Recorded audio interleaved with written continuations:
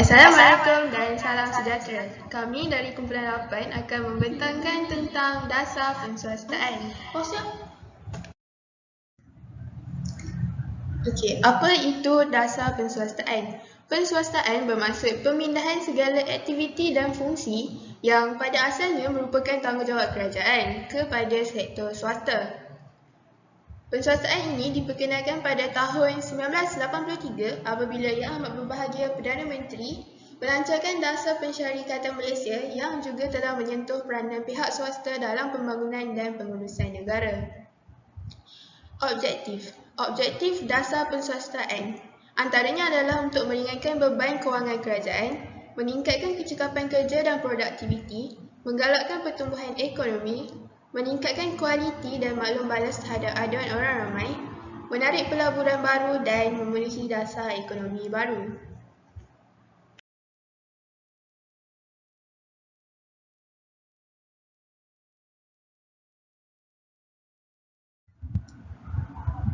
Seterusnya, strategi pelaksanaan dasar penswastaan. Salah satunya adalah dengan membentuk seksyen penswastaan yang diletakkan di bawah Unit Perancangan Ekonomi (UPE), mengeluarkan garis panduan penswastaan untuk kegunaan pihak swasta pada tahun 1985, menerbitkan Pelan Induk Penswastaan bertujuan menjelaskan dasar dan program penswastaan pada tahun 1991. Seterusnya, bentuk-bentuk penswastaan. Yang pertama ialah penswastaan menyeluruh.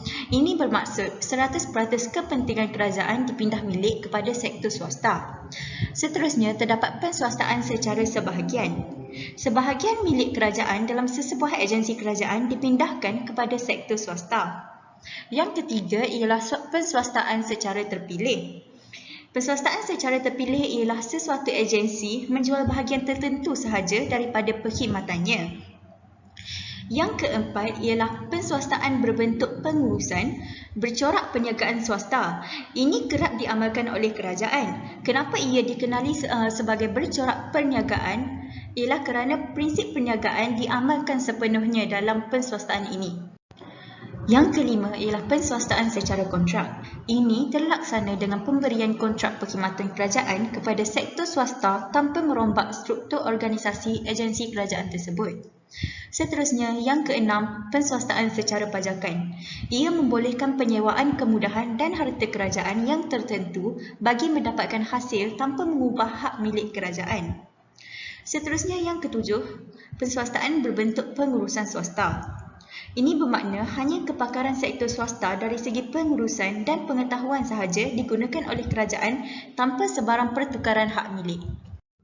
Selain itu, terdapat juga faedah-faedah dasar penswastaan. Yang pertama ialah dapat membuka peluang pekerjaan yang banyak kepada rakyat. Yang kedua, rakyat dapat menerima perkhidmatan yang lebih cekap dan teratur. Yang ketiga, pekerja diberikan kelebihan dari segi skim gaji berbanding sektor kerajaan. Contohnya, kebanyakan syarikat mengamalkan skim saraan berdasarkan prestasi pencapaian pekerjaan. Yang terakhir ialah beban kewangan dan pentadbiran boleh dikurangkan. Dan akhir sekali, contoh-contoh institusi yang telah diswastakan. Antaranya adalah Malaysia Airlines. Kerajaan telah memutuskan untuk menswastakan syarikat penerbangan Malaysia (MAS) kepada Malaysia Airlines Berhad (MAB) bagi memberi laluan kepada pelan penstrukturan semula secara besar-besaran dilakukan pada tahun 2014. Seterusnya, Tenaga Nasional Berhad. Tenaga Nasional Berhad telah ditubuhkan pada 1 Februari 1990 di bawah Akta Bekalan Elektrik Syarikat bagi menggantikan Lembaga Elektrik Negara. Seterusnya, Pos Malaysia. Pada 1992, Jabatan Perkhidmatan Pos telah digantikan dengan Pos Malaysia Berhad. Tujuan penswastaan ini dapat mengurangkan beban kewangan dan pentadbiran yang ditanggung oleh kerajaan. Kemudian, Jabatan Telekom Malaysia. Jabatan Telekom Malaysia ini telah diswastakan di atas nama Telekom Malaysia Berhad bagi memajukan dan menaikkan lagi taraf sektor telekomunikasi pada tahun 1987. Dan akhir sekali,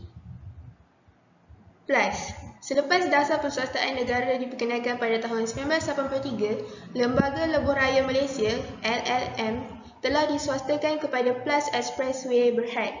Peranan LLM telah berubah iaitu dari sebuah badan yang bertanggungjawab sepenuhnya ke atas lebuh raya betul menjadi sebuah badan yang bertanggungjawab mengawal selia pembangunan dan pengurusan lebuh raya betul di Malaysia.